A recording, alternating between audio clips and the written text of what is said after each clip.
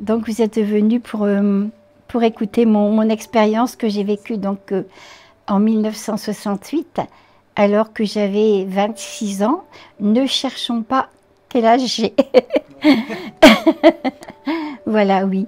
Donc en 1968, 3 semaines après l'accouchement de ma petite fille, j'ai eu une très très grosse hémorragie.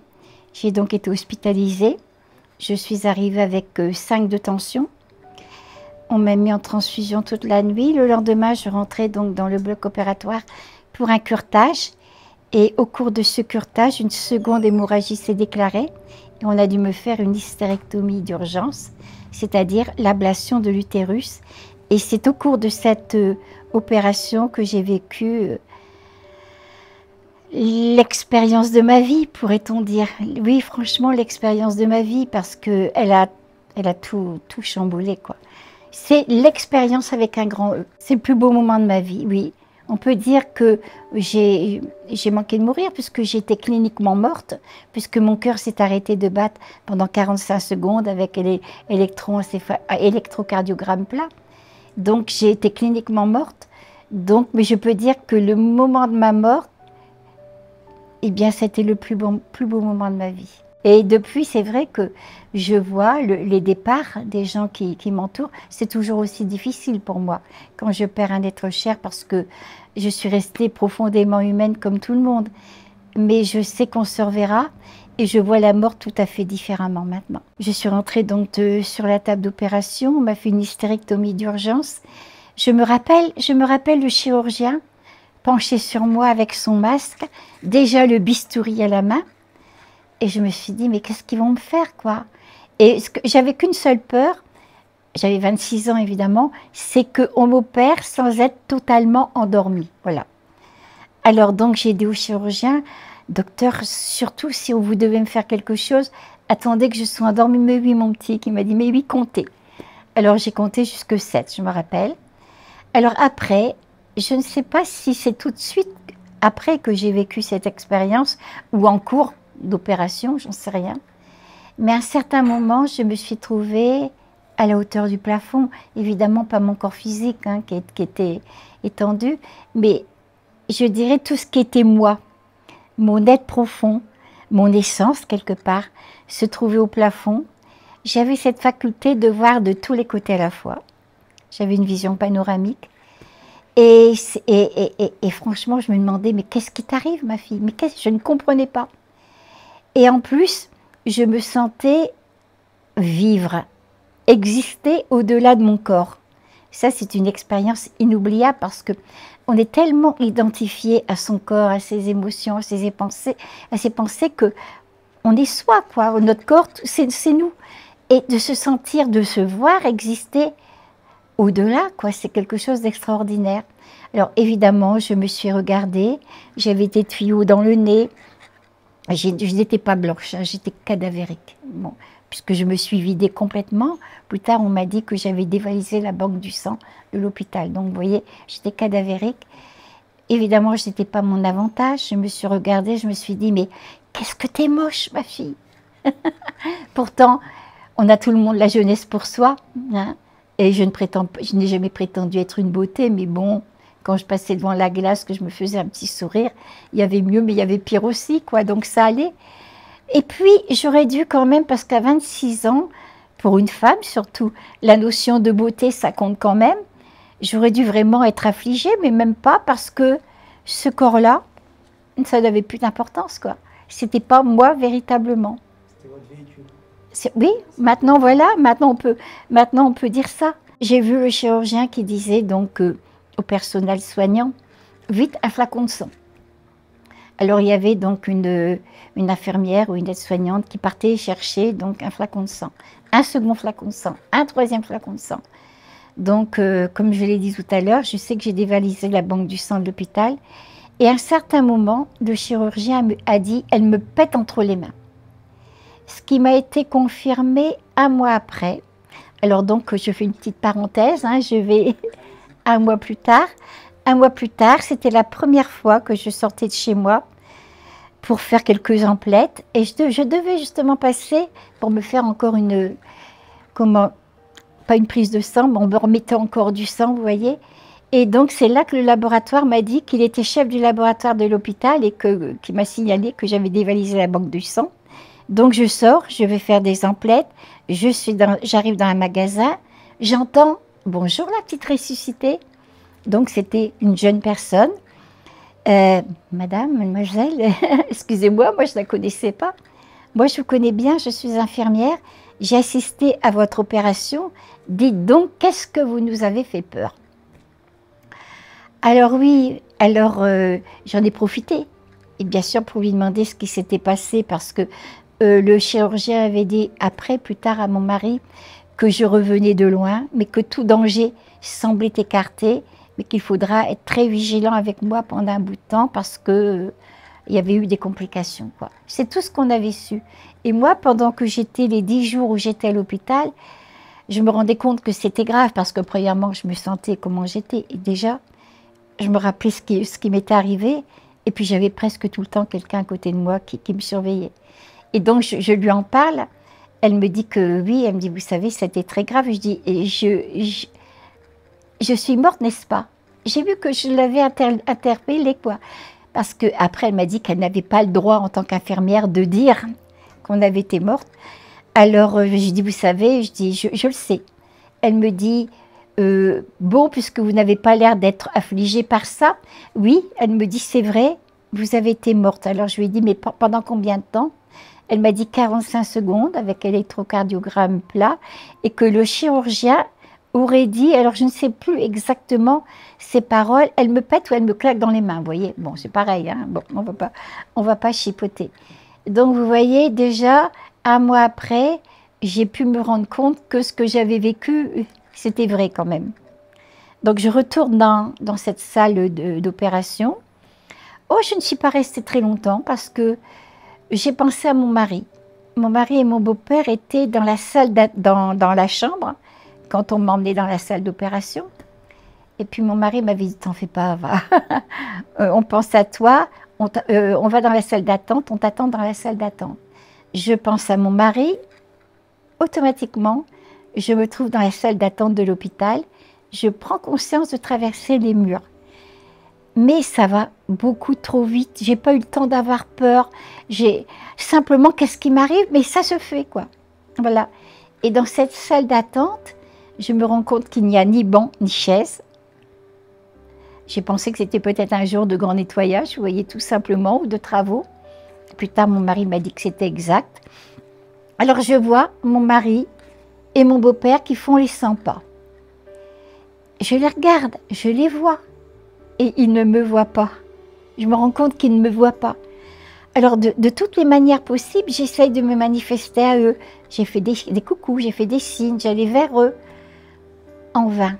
Là, franchement, j'ai éprouvé, mais alors un malaise, une sorte de désespérance, de me dire, eh bien, voilà, je pourrais être morte, pour eux, je suis morte quelque part. Et je me mets à la place de toutes les personnes maintenant qui sont véritablement mortes, qui ne reviendront plus dans leur corps, mais qui, bon, et d'après mon expérience, qui sont plus vivantes que jamais, quoi. Hein?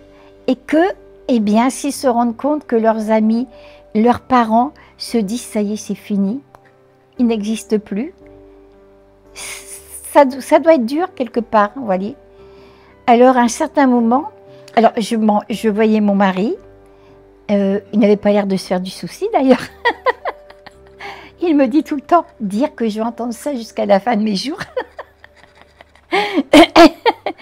et voilà, donc il attendait tout simplement parce qu'il ne savait pas la gravité. Voilà, j'étais partie pour donc un curetage, mais il ne connaissait pas la gravité. Et j'avais cette possibilité-là, tout en étant moi. J'avais le sentiment d'être moi et autre chose en même temps. Et j'étais, comme on pourrait dire, dans le cœur de mon mari, pas dans le cœur physique, mais j'étais en lui. Et je savais tout ce qu'il pensait. C'est pour ça qu'après, je lui ai dit, bah, tu ne t'es pas fait beaucoup de soucis pour moi. Et puis, j'étais aussi dans le cœur de mon beau-père. Alors, il faut savoir que mes beaux-parents avaient perdu un fils, le frère aîné de mon mari. Quand mon mari a eu 14 ans, il a perdu son frère de 25 ans suite à une noyade. ça a été terrible pour mes beaux-parents, il faut reconnaître. Et plus tard, quand j'ai connu mon mari, que nous nous sommes fiancés et mariés, c'est vrai que je sentais bien qu'il m'aimait, mes beaux-parents, mais j'avais quand même le sentiment de leur prendre leur fils, vous savez, le seul fils qui leur restait. Hein. Et là, je me trouvais dans le cœur de mon beau-père, et eh bien, lui, il avait une soixantaine d'années à l'époque, bon, mais évidemment plus mature, qu'on me dit, hein, bon. Et il se faisait beaucoup de soucis pour moi. Et je me rendais compte qu'il m'aimait beaucoup. Et puis, puisque j'ai le temps de parler, et je vous remercie, et puis j'ai pensé à mes enfants. Parce que la veille d'aller à l'hôpital, ma belle-mère, qui habitait près de chez moi, donc je lui ai confié mon petit garçon qui avait 22 mois à l'époque. Et donc, voilà, et je lui avais dit, vous savez, maman, si je ne suis pas rentrée demain, parce que moi, vous savez, quand on est jeune, pour moi, j'allais faire un petit aller-retour, puis c'est tout, quoi. Mais si je ne suis pas rentrée demain, surtout, donnez bien le déjeuner de mon fils, qui avait donc 22 mois, non pas à midi, mais à 11h30. Parce que j'avais remarqué qu'à midi, eh bien, il avait sommeil. Voilà, c'était pour lui, dans son horloge biologique, c'était le moment de la sieste. Et par contre, à 11h30, il mangeait le bon appétit. Ma belle-mère m'avait dit, mais oui, ma fille, vous savez bien que je vais bien m'en occuper. Et puis, c'était une bonne grand-mère. Donc, voilà. Et je pense à mon petit garçon. Je me trouve directement chez ma belle-mère. Je n'ai pas eu le sentiment d'avoir ouvert une porte pour sortir de l'hôpital et même très vite, voilà, d'avoir traversé ma ville. Pas du tout. Je pense à mon petit garçon, je suis près de mon petit garçon instantanément. Il était en chaise haute, ma belle-mère était en train de lui donner son repas. Il avait sa tête qui tombait dans son assiette. Et plus tard, je me suis dit, mais quelle heure il devait être? C'est vrai que je suis rentrée en salle d'opération à 12h30, vous voyez. Donc la matinée avait été bouleversée, et bon, évidemment, c'est normal tout ça. Mais vous voyez, je pense à ma petite fille, qui devait être chez mes grands-parents, mes parents. La famille s'était partagée, vous voyez. Et donc, c'était au mois de janvier.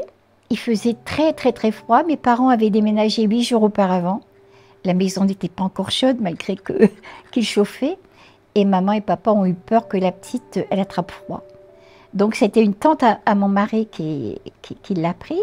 Puis maman, elle faisait tout ce qu'une maman pouvait faire, hein, la lessive, enfin, les repas et tout. Et donc, quand je suis allée chez mes parents, maman était en train de laver un drap que mon mari avait apporté le matin même. Je m'excuse de dire ça, mais ça a son importance. Un drap qu'on m'avait mis plié entre les jambes quand je suis rentrée à l'hôpital.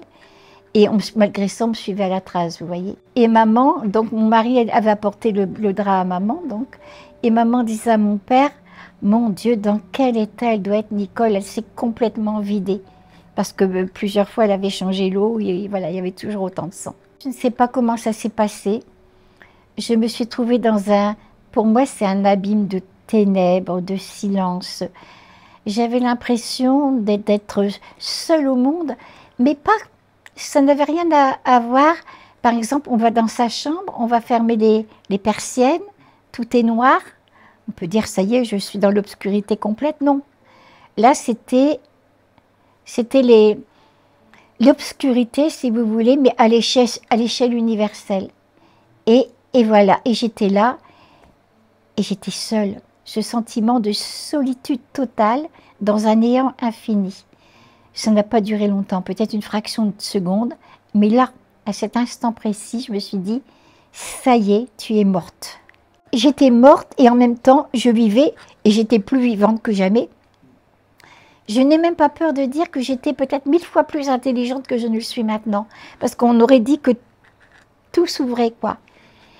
Mais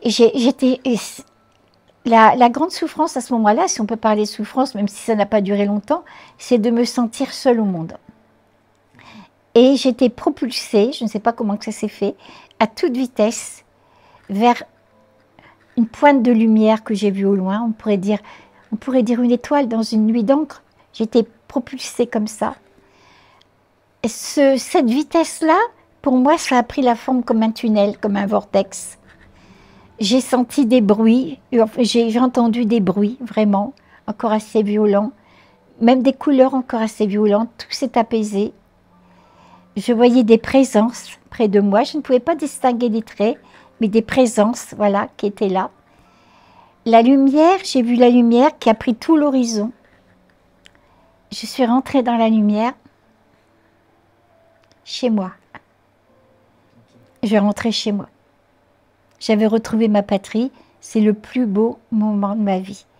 Parce qu'on ne peut même pas s'imaginer, mais la lumière en même temps, c'est un amour, mais un amour, on n'a aucune idée ici sur la terre, un amour infini. C'est une sagesse. On rentre dans la vie, on rentre dans l'amour. Ici sur la terre, l'amour, c'est, admettons que je vais dire à mon mari, mes enfants, mes amis que je les aime, symboliquement parlant, allez, je vais prendre mon cœur, je le mets dans ma main, je t'aime. Mais je tends l'autre main pour avoir autant. C'est l'amour humain, c'est beau comme tout. Mais de l'autre côté, cet amour-là, il n'attendait rien. Je rentrais dans un océan d'amour. Et ce qui est quand même bizarre, c'est que je devenais l'amour en même temps. J'étais moi, j'ai jamais perdu la notion d'être moi. J'étais moi, mais par un effet d'osmose, j'étais tout. J'étais la vie, j'étais l'amour. Et voilà. Et je ne pourrai jamais oublier ça. De l'autre côté, à un certain moment, on m'a demandé si je voulais rester ou revenir. Voilà. Et ça peut paraître monstrueux parce que j'ai un mari que j'aime infiniment, puis mes enfants, n'en parlons pas. Mais je n'avais pas envie de revenir. Je n'avais pas envie de revenir. Plus tard, en parlant avec mes enfants, ils m'ont dit, quand même, maman, et nous alors, tu n'avais pas envie de revenir pour nous? Ben si, bien sûr, évidemment, mais comment expliquer ça? Si j'avais accepté d'être de l'autre côté, je n'aurais pas été séparée de mes enfants. Parce que j'étais moi et tout était en moi.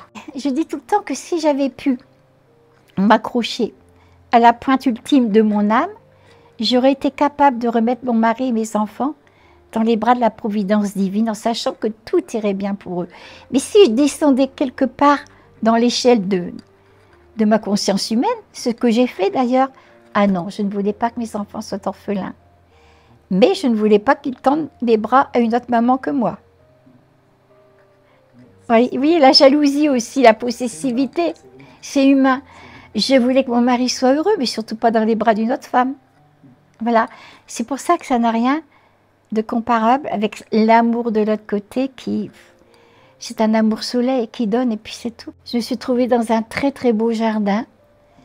Alors il y avait des fleurs, mais il y avait d'autres fleurs, il y avait des couleurs pastel, d'autres couleurs pastel que je ne peux même pas imaginer ici. Je me rappelle que l'herbe, je voyais les molécules de vie dans l'herbe. Tout vivait, quoi. Les fleurs vivaient, tout vivait. Je me suis assise près d'un ruisseau. Je ne peux le décrire autrement que comme de la lumière d'eau. Et à la limite, je n'étais pas plus importante qu'un son, qu'une goutte d'eau, qu'une fleur, parce que j'étais la vie qui coulait dans tout ça, quoi. C'est fou. Et là, j'ai vu des êtres que je ne connais pas, que je n'ai jamais vus ici, sur la terre, et que je reconnaissais. Et je les ai jamais vus. Et je me trouvais très petite devant eux parce que j'avais le sentiment qu'ils me connaissaient intégralement. J'étais à livre ouvert pour ces personnes-là. Et j'aurais évidemment voulu ne leur montrer que tout ce qu'il y a de bien en moi, quoi. Bon, pour moi, je suis convaincue maintenant que ce sont des êtres qui me suivent de vie en vie. J'ai vu aussi, dans ce magnifique paysage, j'ai vu aussi le frère de mon mari, Jacques, que je n'ai jamais connu, que je ne connaissais que sur photo. Et quelquefois, je taquinais mon beau-père parce que je lui disais toujours à mon beau-père que son fils aîné, Jacques, et mon mari, ils se ressemblent à 100%, quoi, vous voyez. Alors, je taquinais mon beau-père en lui disant « Vous ne pouvez pas renier vos fils, papa, c'est pas possible. » Et là, donc, Jacques vient à moi. Et j'étais très émue parce que j'ai ressenti tout de suite qu'il m'aimait beaucoup. Qu'il m'aimait beaucoup. J'ai vu les circonstances de sa noyade. J'ai vu combien ma belle-mère a souffert quand le docteur est venu lui dire comme ça, presque sans ménagement, vous savez, votre fils, voilà, le grand cri qu'elle a fait. Et puis je voyais mon beau-frère, hein, quelque part c'est mon beau-frère, qu'il était aussi attristé parce que, il était attristé pour nous, parce que c'est vrai qu'à la suite de son décès, mes beaux-parents, surtout ma belle-mère, a reporté toute son affection sur mon mari. Bien sûr, c'est normal. Mais nous, à ce moment-là, on était jeunes mariés, il fallait qu'on aille tous les dimanches manger, en vacances ensemble. Et donc, il me disait de mettre un peu de distance, mais avec beaucoup d'amour, quoi. Voilà, tout simplement. J'ai vu aussi mon frère. Alors donc, à 10 ans, mes parents ont encore eu un petit bébé. C'était le 4e de la famille. Et donc, j'étais sa petite maman. Voilà, je l'adorais. Mes autres frères aussi, bien sûr. Mais on était à quelques années, c'était des camarades de jeu, quoi. Tandis qu'avec ce petit frère-là, j'étais sa petite maman. Combien de fois que j'ai dit à maman, mais tu te rends pas compte comment ça se fait, des petites oreilles bien ourlées, des petits ongles bien faits, etc. Puis voilà qu'il est emporté par une maladie qu'on guérit maintenant. C'était la toxicose. C'est un virus qui s'infiltre dans les intestins très fragiles des enfants et puis il meurt déshydraté en quelques heures. C'est ce qui est arrivé à lui. Il aurait pu, 1 an après, il aurait été sauvé. Mais c'était trop tard. Et voilà qu'il est devant moi. Il s'appelait Pierre. Il est devant moi, un adolescent resplendissant de lumière. Je me trouve dans ses bras. Il est solide. Ce que je ne vous ai pas dit tout à l'heure, c'est que dans la salle d'attente, quand j'ai vu mon beau-père qui s'inquiétait pour moi, je me suis approchée de lui, je lui ai mis ma main sur ses épaules, ma main a traversé son corps. Et là, je me suis dit, qu'est-ce qui t'arrive quand je ne comprenais pas? Et là, sur cet autre plan de conscience, je me trouve dans les bras de mon frère et il est aussi solide qu'on peut l'être l'un et l'autre en ce moment. Alors bien sûr, on peut me dire, puis on me l'a dit souvent, on peut me dire, mais enfin, il n'y a aucune comparaison entre les traits d'un petit bébé et les traits d'un jeune homme, quoi. Quelquefois, il n'y a même plus de ressemblance. Comment vous pouvez être certaine que c'est votre petit frère? Si j'avais le monde entier contre moi, ça m'est complètement égal. Je respecte, pour moi, bien sûr qu'ils ont raison de dire ça, mais ça m'est complètement égal parce que moi, je le sais. Alors, je ne peux, c'est une reconnaissance d'âme à âme, on ne peut pas se tromper. Voilà. Je lui ai dit, mais mon Dieu, quel bonheur. Si seulement papa et maman pouvaient être là, tu te rends compte de tout le bonheur que ça leur ferait. Et c'est là, il m'a dit qu'il nous avait toujours guidés, toujours suivis, toujours aimés. Alors, je ne sais pas comment ça s'est passé parce que en 45 secondes, j'ai vécu des millénaires. Il faut savoir que durant cette expérience, j'étais au-delà du temps. J'étais au-delà du temps. C'est très, très difficile. Ça n'existait plus. Plus tard, j'essayais de faire comprendre ça autour de moi en disant, bon, admettons que je viens de découvrir une petite source. Cette petite source, elle va à la mer. Bon, la mer est proche, 15 km. Il me faudra du temps quand même à pied pour que j'aille sur les berges de la source. Voilà, que ça vient à ruisseau pour aller à la mer, il me faudra un peu de temps. Un avion qui est au-dessus, il voit tout en même temps. Voilà. Et moi, je ne peux l'exprimer que comme ça. Et donc, je ne peux pas exprimer ça, mais j'ai vécu, on m'a montré le commencement de la Terre. Alors, je dis des choses parce que c'était très, très, très vite. J'ai vu des géants qui arpentaient la Terre. J'avais toute une information sur Jeanne d'Arc. Je sais que c'est une grande, grande figure historique, mais spirituelle aussi. C'est tout ce que je sais. On me parlait de civilisations disparues, dont l'Atlantide. Voilà. On me disait, et là, pour moi, c'était une révolution, parce que je n'avais quand même pas, vous voyez, cette image très, très infantile de Dieu en tant que Papa Noël sur un grand nuage. Non, quand même pas. Mais là, on me disait que Dieu, c'était la force, le mouvement et la vie. Et que tout ce qui allait dans le sens de l'unité, c'était bien. On me disait que ma vie, par rapport à l'éternité, c'est un clin d'œil, un battement de paupières dans ma propre vie. Et j'étais capable dans cette expérience-là, à faire le grand lâcher-prise, à dire que ta volonté soit faite et non la mienne, parce que je me rendais compte que on exige tellement de choses sur cette terre, on veut absolument être heureux, et c'est normal bien sûr, mais on se donne beaucoup d'exigences, on veut être heureux si ceci, si ceci, si cela, voilà. Et si on enlève les si, on est déjà heureux, on ne le sait pas pour la plupart du temps. Voilà. Et j'étais capable de faire ce grand renoncement. On me disait aussi que, comment dire ça, que quand je mourrai, on ne me demandera pas, comment, ce que je suis, la religion que je suis, la tradition, la race, ça n'a aucune importance. On me demandera simplement comment as-tu aimé, qu'as-tu fait pour les autres. Simplement, c'est la qualité d'être d'un individu qui est importante. On m'a dit que la vie était partout dans l'univers.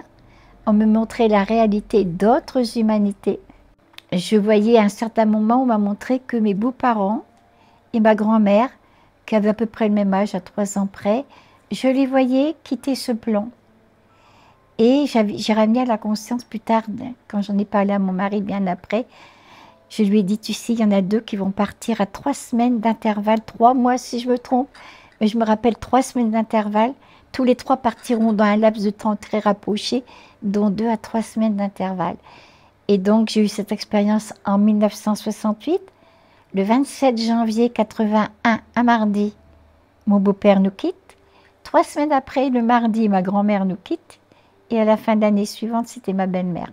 On me montrait aussi le futur de l'humanité. Donc, j'ai vécu cette expérience en 1968. Tout était florissant à cette époque-là. Il n'y avait pas de chômage, voilà, tout était bien. Et on me montrait qu'il y aurait un chômage qui s'étendrait sur le monde entier et une peste. Et je voyais tout ça arriver. Et j'ai vu aussi la terre qui se rebellait, des éruptions volcaniques, des tsunamis, des tremblements de terre, mais avec une violence colossale. Voilà. Et surtout, et ce qui m'a fait le plus peur d'ailleurs, c'est cette violence qu'on est en train de vivre en ce moment, hein, sur beaucoup de plans différents, mais qu'on est en train de vivre, hein, cette violence gratuite qui était là.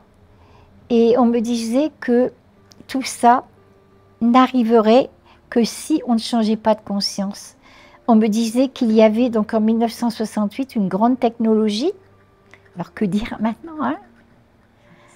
Voilà, avec l'intelligence artificielle et tout ça qui s'est développé depuis.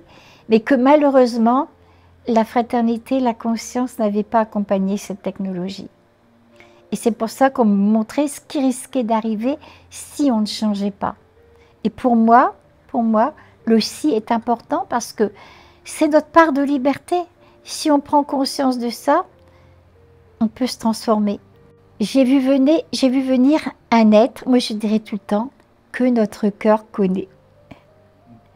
Que le cœur de tous les habitants de la Terre connaît. Qu'importe comment on l'appelle, il ne s'est pas présenté en disant « je suis Bouddha, Mahomet, le Christ, Vishnu », il ne s'est pas présenté. Mais notre cœur connaît. Pour moi, il est la symbolisation peut-être du Père Céleste, peut-être... Voilà. Voilà, comme on peut le concevoir, tout simplement, comme on peut le concevoir. Il m'a demandé, comment as-tu aimé? Qu'as-tu fait pour les autres? Oui, cette fameuse question. Très simple. Oui, voilà, qui est très, très, très simple, mais j'avoue que toute ma vie, elle est là et que je n'épuiserai pas toute la profondeur de la question pendant ma vie entière. Et en même temps qu'il me disait tout ça, j'ai vu ma vie défiler devant moi, mais de mes 26 ans à l'époque à ma naissance. Voilà. Alors j'étais capable de voir toutes les pensées, mais aussi les sentiments qui étaient à l'origine de tous les actes. Et quand j'avais fait quelque chose de bien, eh bien, j'étais contente, évidemment. Surtout parce que, en même temps, j'étais l'autre. Et c'était moi qui recevais le propre bien que j'avais fait. Ou alors qui souffrait du mal que j'avais fait consciemment ou inconsciemment à quelqu'un. C'est une sacrée, sacrée leçon de vie, ça. Alors oui, comment as-tu aimé, qu'as-tu fait pour les autres? C'est une question qui est, comme vous le dites, très simple, mais en même temps extrêmement exigeante. Parce que ça nous invite dans la vie, à faire tout un travail de connaissance de soi, mais pas simplement connaître son ego, hein, voilà, aller plus loin. Hein, parce que quelquefois, je n'ai rien à dire contre les psychiatres, les psychothérapeutes, etc., qui font un travail remarquable, parce qu'il faut aussi être bien intégré dans la vie courante avec son ego. Mais à un certain moment, il faut aller au-delà de ça. Et là, cette expérience, ça permettait d'aller au-delà de cette intégration de l'ego, mais être libéré de l'ego. Et donc, eh bien, j'ai vu que j'avais déjà vécu, j'ai vu pas des vies entières, j'ai vu des tranches de vie. Et on me disait qu'on revenait sur la terre tant qu'on n'avait pas acquis assez d'amour et de sagesse que tout était une question d'évolution. Et je me rappelle être entrée dans mon corps en passant par ma tête.